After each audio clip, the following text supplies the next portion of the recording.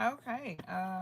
Hello everybody. Today is Saturday. I did not go live yesterday with my reading, but I am back, which means that I will be covering um yesterday and today chapters 21 through 28 of the book of Job. We're still in the book of Job. Um so right now I'm gonna be reading out of this Bible today. It is my study Bible, King James Version, the Cross Reference Study Bible. So I'm gonna read out of this one today, um, not the Amplified, like I've been reading out of. But the title of this chapter, it says Job's Answer: The Prosperity of the Wicked, and I'll be reading some of the notations that they have down at the bottom, which are really good to kind of read along with to help you understand what's going on. So yeah, I'm just gonna get started. 21. But Job answered and said, hear diligently my speech, and let this be your consolations. Suffer me that I may speak, and after that I have spoken, mock on. As for me, it is my complaint to man, and if it were so, why should not my spirit be troubled? Mark me and be astonished, and lay your hand upon your mouth. So that's the first little notation that they have, which is the fifth verse that says, mark me and be astonished and lay your hand upon my mouth. And it says here, Job must have looked pretty awful. Remember that he had those boils all over his body.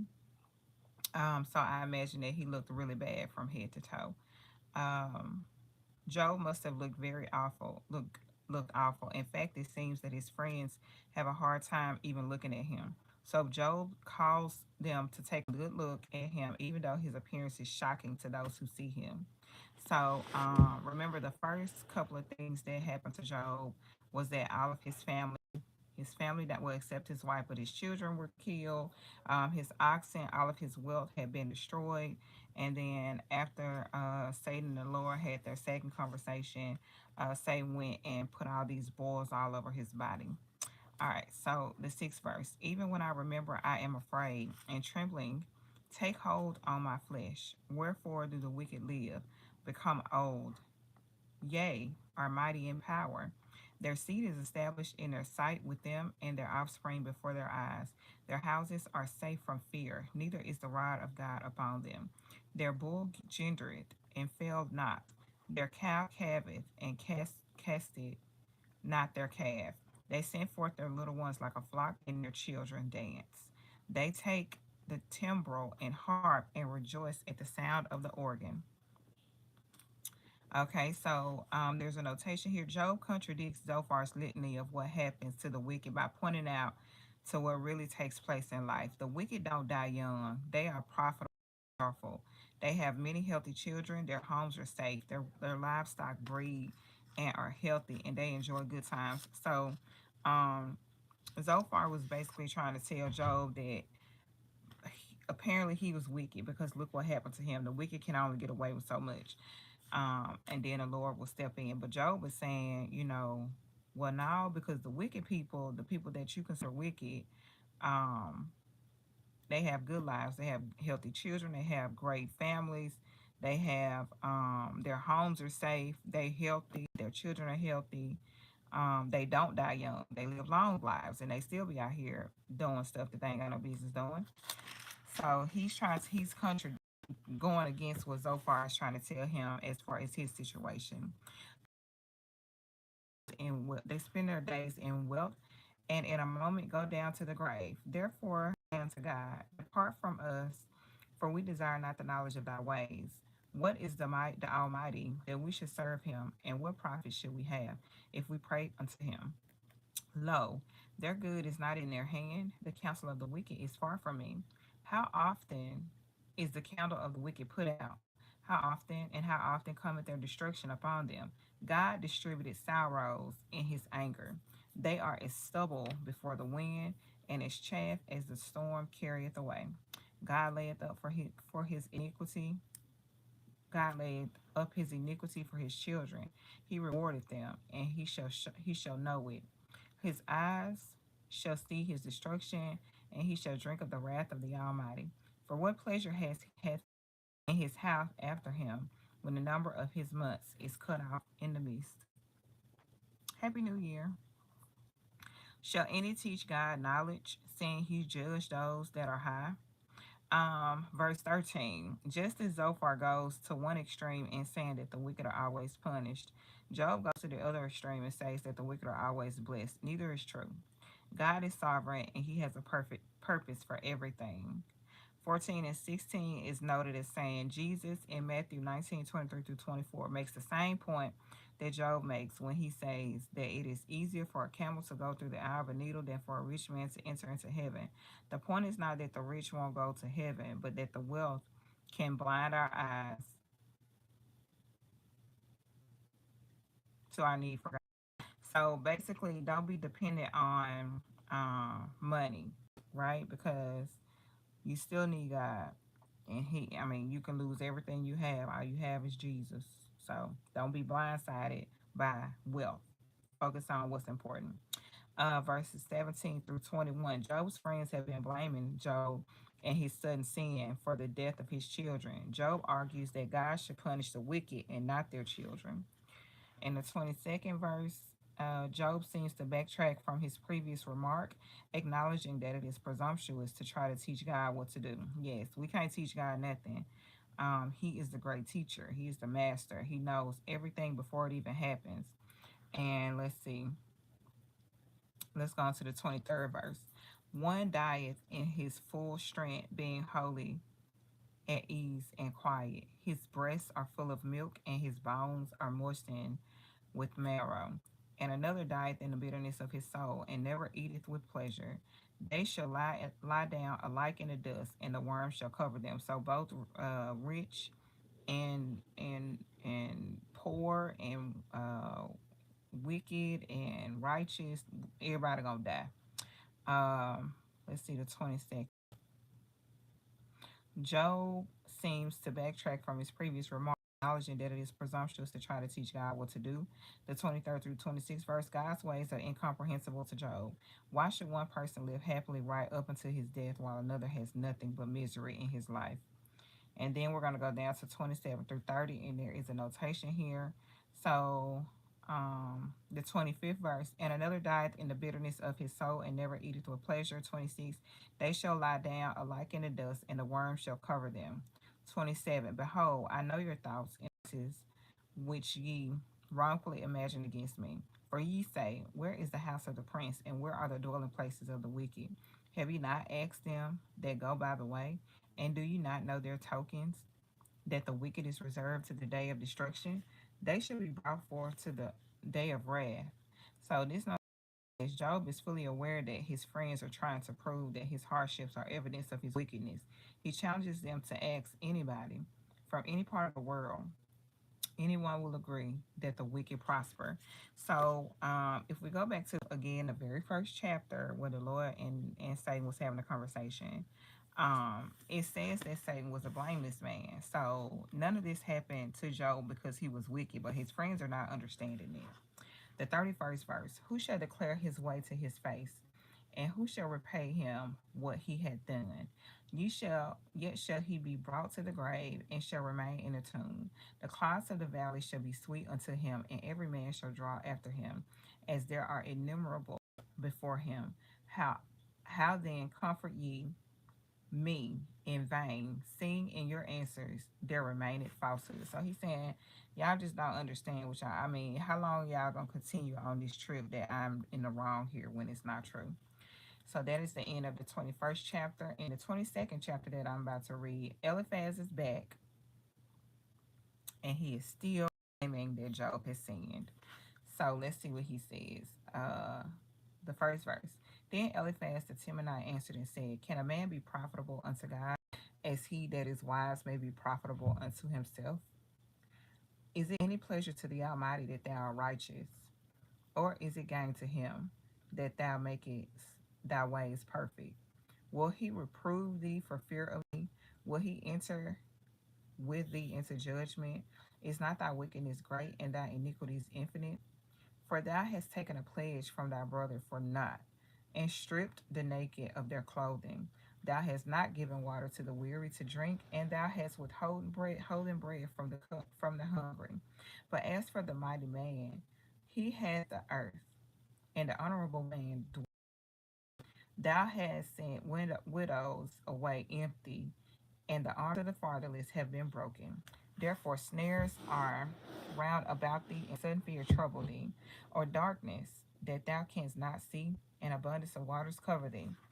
So I'm just gonna read all of the notations that are here.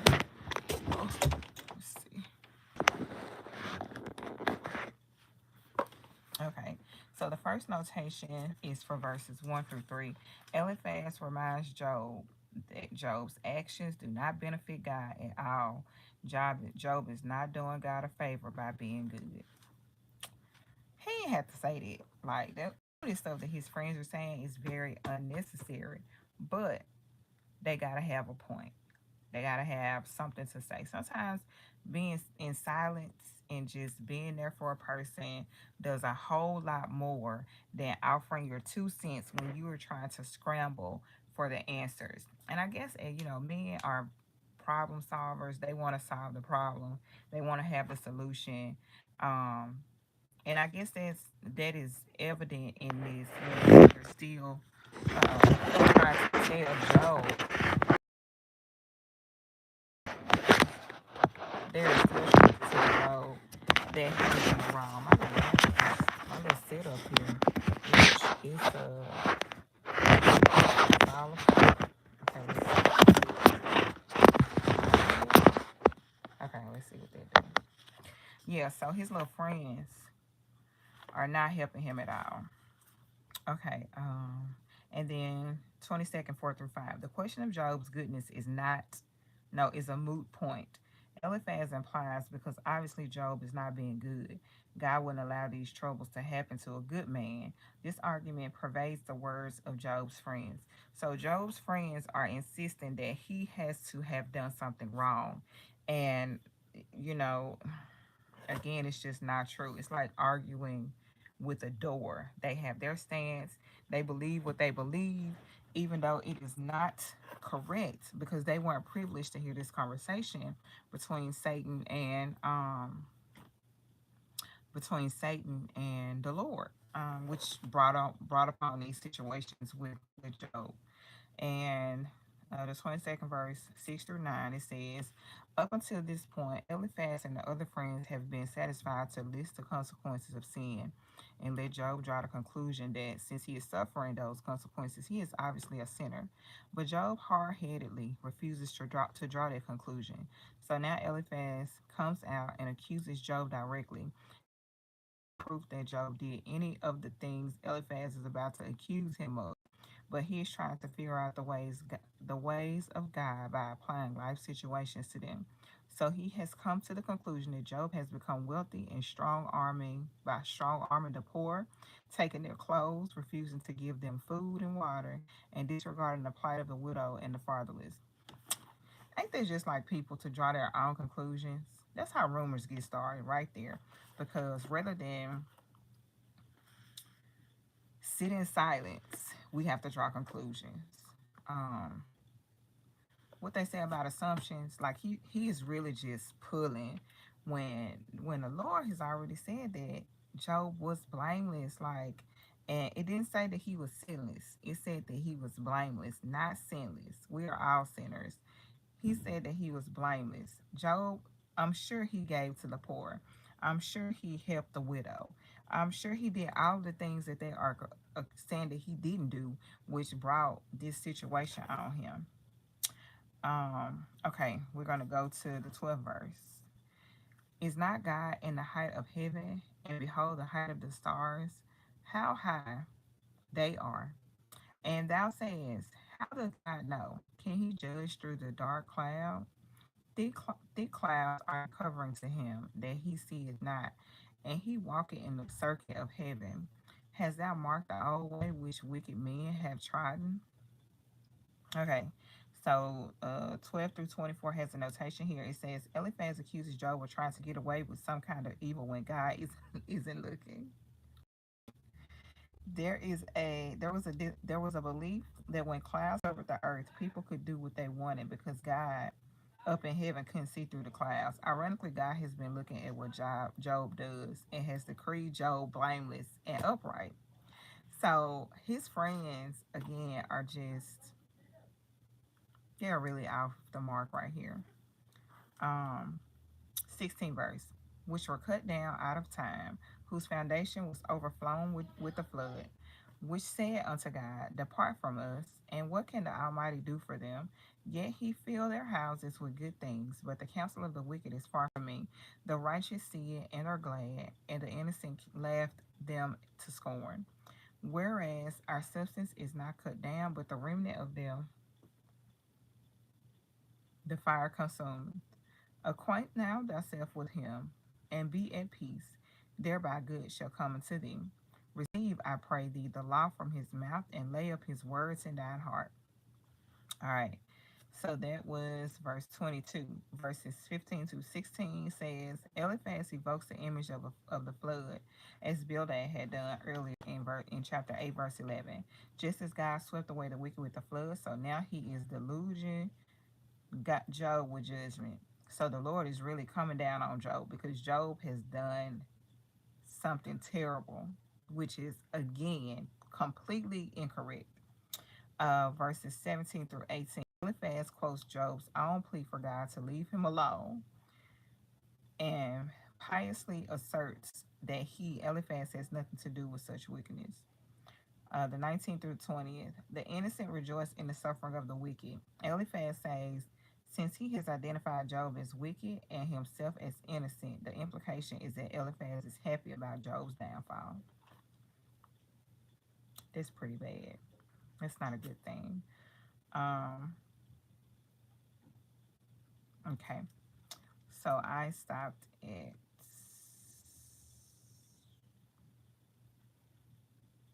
the 20th. Whereas our substance is not cut down, but the remnant of them the fire consuming, acquaint thyself with him, and be at peace. Thereby good shall come unto thee. Receive, I pray thee, the law from his mouth, and lay up his words in thine heart. If thou return to the Almighty, thou shalt be built up. Thou shalt put away iniquity far from the tabernacles. So he's still telling him, if you just go to God and repent, then all of these sufferings will go away. That's not even an issue.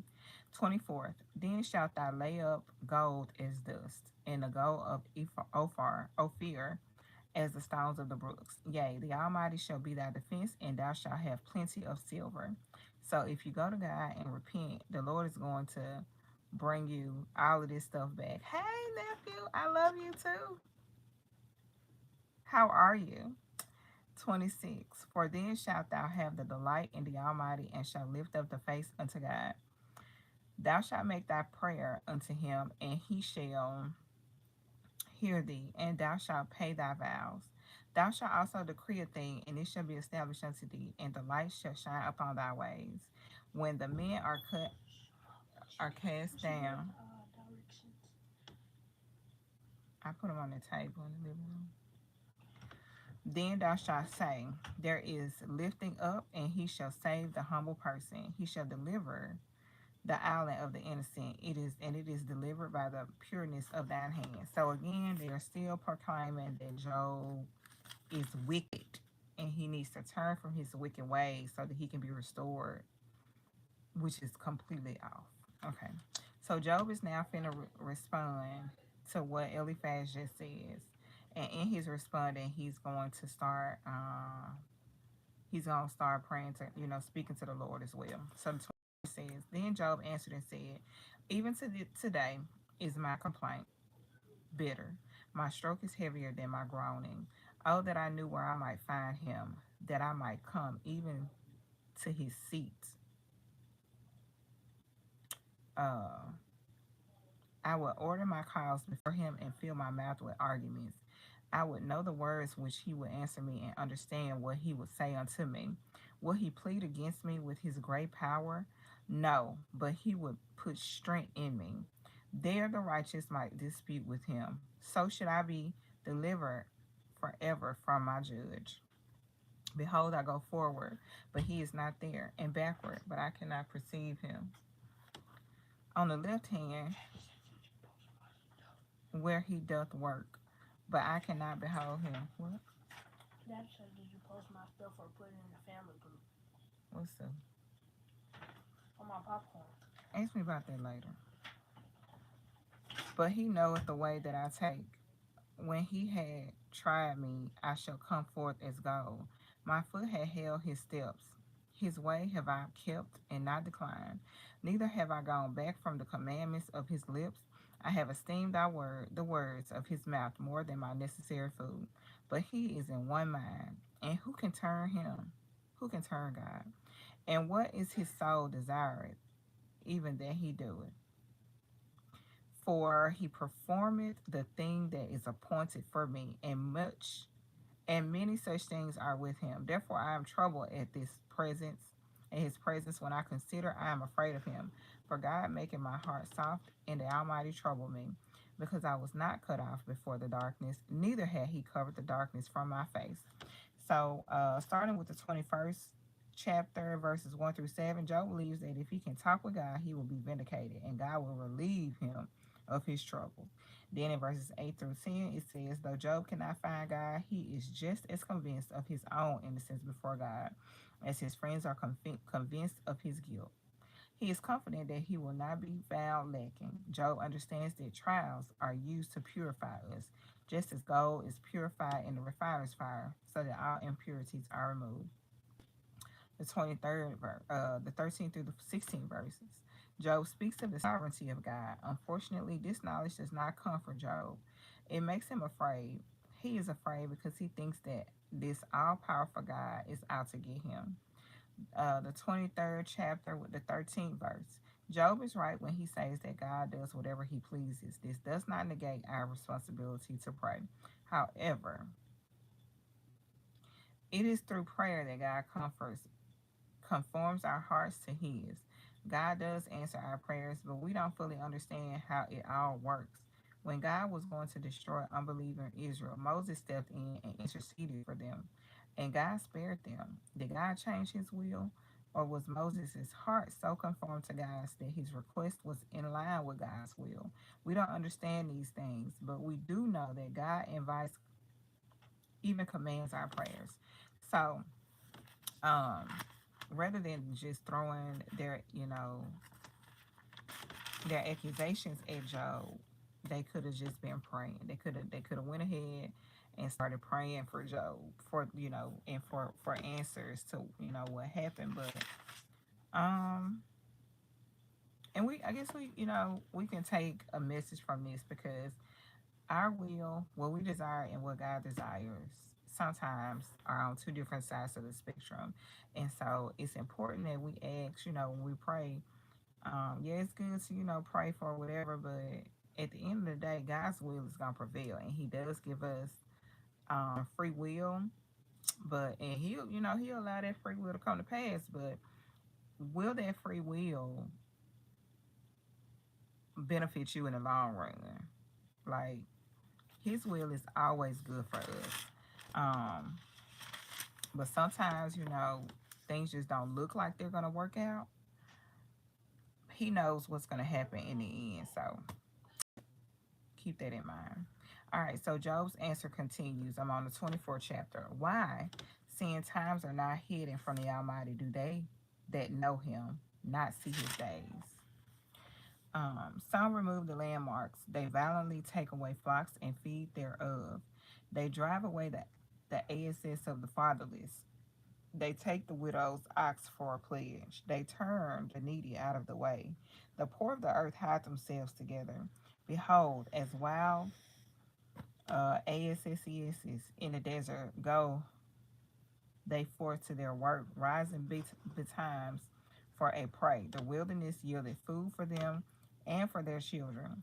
They reap every one his corn in the field, and they gather the vintage of the wicked. They cause the naked to lodge without clothing, and they have no covering in the cold. They are wet with showers of the mountains and embrace the rock for want of a shelter. They pluck the fatherless from the breast and take a pledge of the poor. They cause him to go naked without clothing, and they take away the sheaf from the hungry, which make oil within their walls and tread their winepress and suffer thirst. Men groan out from out of the city, and the soul of the wounded crieth out, yet God layeth not folly to them. They are those that rebel against the light. They know not the ways thereof, nor abide in the paths thereof. The murderer rises with the light, killeth the poor and needy, and the night is as a thief. The eye also of the adulterer waited for the twilight, saying, no eye shall see me, in disguising his face. For what? To connect it to the monitor, see if it works. Look, I'm gonna need you to stop coming in here bothering me. I'm showing you love, man. Get out. No, you're bothering me right now. You keep interrupting me.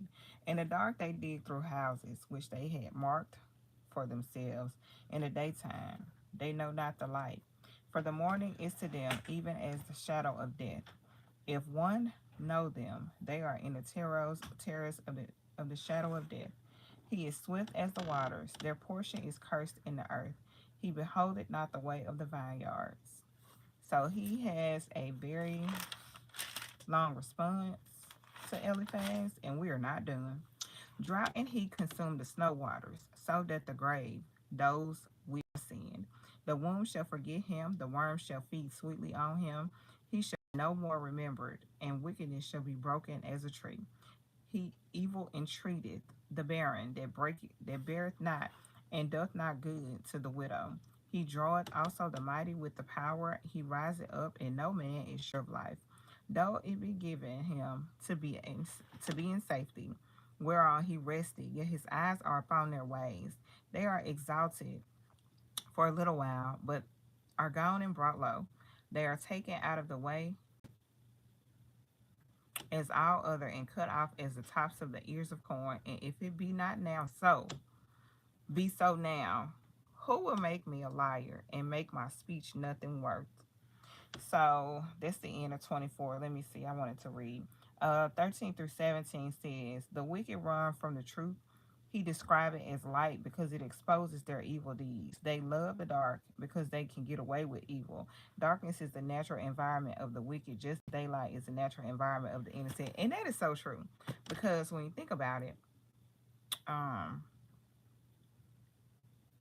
you don't hear about a lot of killings. Well, you do. But most things that happen at nighttime. Um, Bad things. Like bad things happen in the daytime, but a lot of people commit crimes at nights. Like I guess they feel like they're not gonna get caught. Um,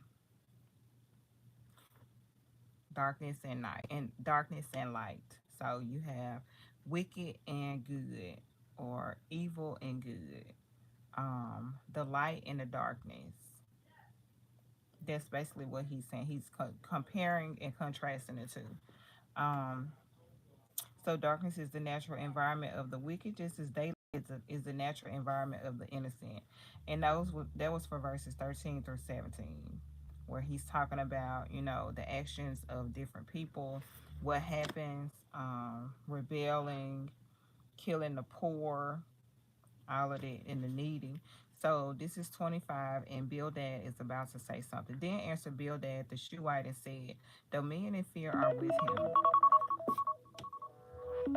Dominion and fear are with him.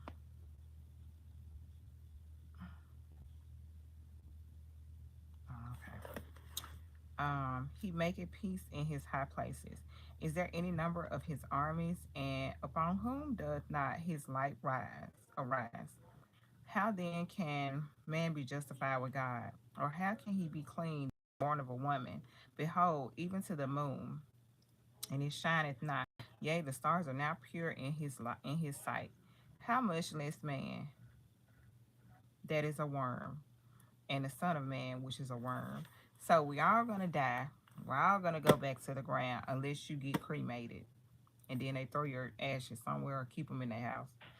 But we're all going to die. The wicked person, the good person, the rich person, the poor person. Everybody has the same fate. We're ultimately all gonna return back to death. you know. So the fifth chapter that I just read, the third verse is the only verse that has a notation, and it says, "Human kings may have large armies." Bildad points out, but God's forces, the angels and the heavenly armies, are too numerous to count. A wealthy man may illuminate his home with candles, but that is only a pale reflection of God's light, which is the sun, which is very true. Now I'm on to the 26th chapter. Um, let's see. Job's answer.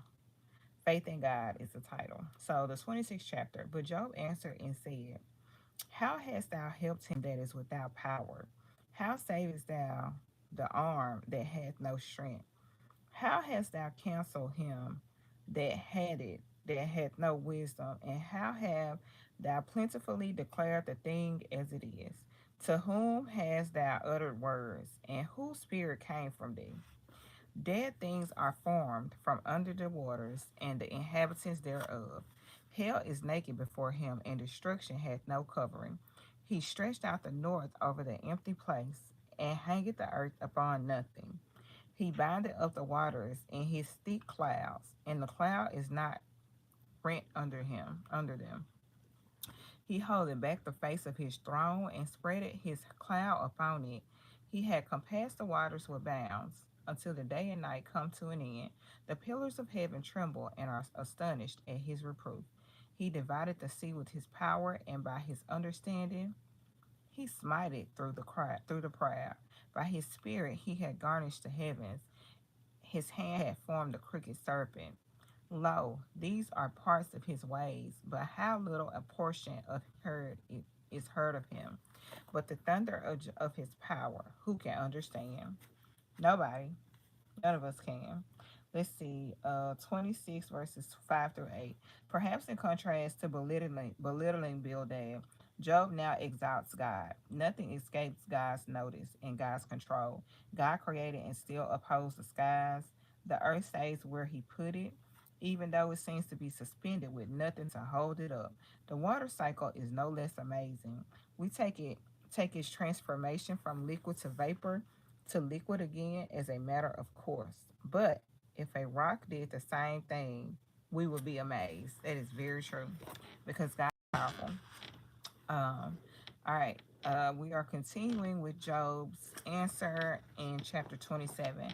Moreover, Job continued his parable and said, "As God liveth, who had taken away my judgment, and the Almighty who had vexed my soul, all the while my breath is in me, and the Spirit of God is in my nostrils. My lips shall not speak wickedness, nor my tongue utter deceit. God forbid that I should justify you. Till I die, I will not remove my integrity from me. My righteousness I hold fast, and I will not let it go. My heart shall not reproach me as long as I live. Let my enemy be as the wicked, and he that rises up against me as the unrighteous. For what is the hope of the hypocrite, though he had gain when God taketh away his soul? Will God hear his cry when trouble cometh upon him? Will he delight himself in the Almighty? Will he always call upon God? I will teach you by the hand of God, that which is the Almighty will I not conceal. Behold, all ye yourselves have seen it. Why then are ye thus altogether vain? This is the portion of the wicked man with God, and the heritage of oppressors, which they shall receive the Almighty. If his children be multiplied, it is for the sword, and his offspring shall not be satisfied with bread. Those that remain of him shall be buried in death, and his widows shall not weep. Though he heap up silver as the dust, and prepare raiment as the clay, he may prepare it, but the just shall put it on, and the innocent shall divide the silver. He builded his house as a and as a booth that the keeper maketh. The rich shall lie down, but he shall not be gathered. He opened his eyes, and he is not. Terrors take hold on him as waters. A tempest stealeth him away in the night. The east wind carries him away, and he departed, and as a storm hurls him out of his place. For God shall cast upon him, and not spare. He would fain flee out of his hand. Men shall clap their hands at him, and shall hiss him out of his place. um, chapter 27, 16 through 27. No, 7. Job's friends have become his enemies through their false accusations.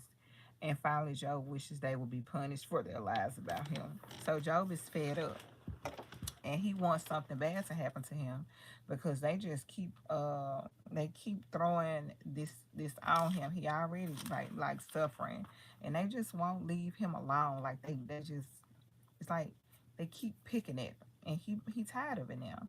So verse 27, 16 through 17 says, when Job claims that the righteous will receive the wealth of the wicked, he is stating a principle of ideal justice. Ultimately, Job is convinced God will punish evil and reward good.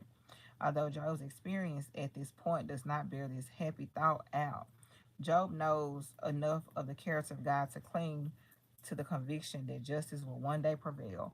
So, what this is saying is Job is insisting on the fact that God rewards good and punishes evil. Now, it is contradictory at this point because Job is good, right? Because the Bible says that the Lord said that Job was blameless and upright. He is good, but he is suffering.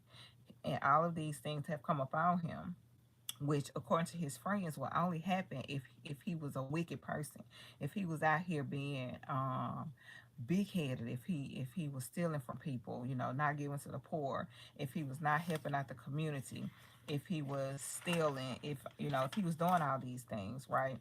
So um ultimately Job is trying to hold on to his faith in the Lord, and he really wants his friends to get out his face, but they won't leave him alone.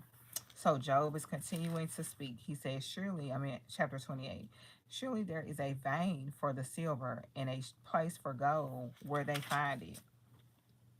Iron is taken out of the earth and brass is molten out of the stone. He setteth an end to darkness and searcheth out all perfection, the stones of darkness and the shadow of death. The flood breaketh out from the inhabitant, even the waters forgotten of the foot. They are dried up, they are gone away from men. As for the earth, out of it cometh bread, and under it is turned up as it were fire. The stones of it are the place of sapphires, and it has dust of gold.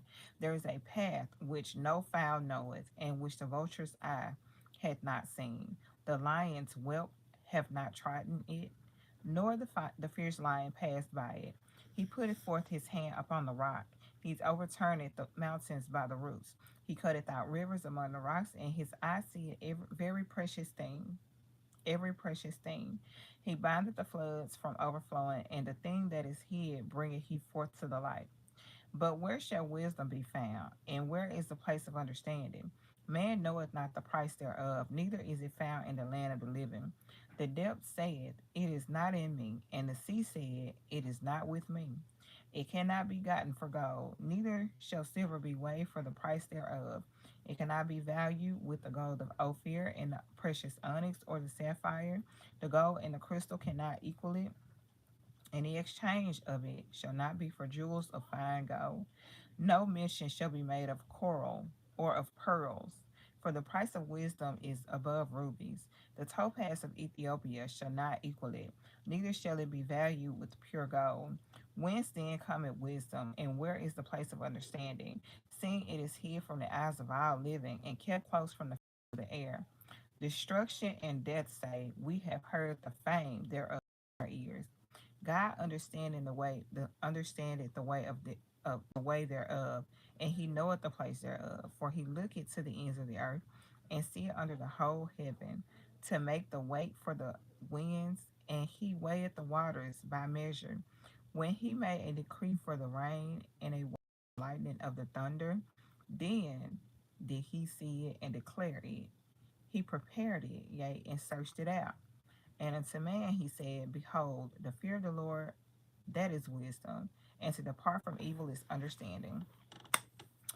So there's only two notations here for chapter 28, and it's verses 1 through 11. Job now talks about those who go down into the earth to dig for precious stones and metals and bring them back to the surface. It is dangerous work. But for those who are successful, the rewards outweigh the risk. And then 12 through 22. Wisdom is harder to find and harder for people to value than precious stones or metals.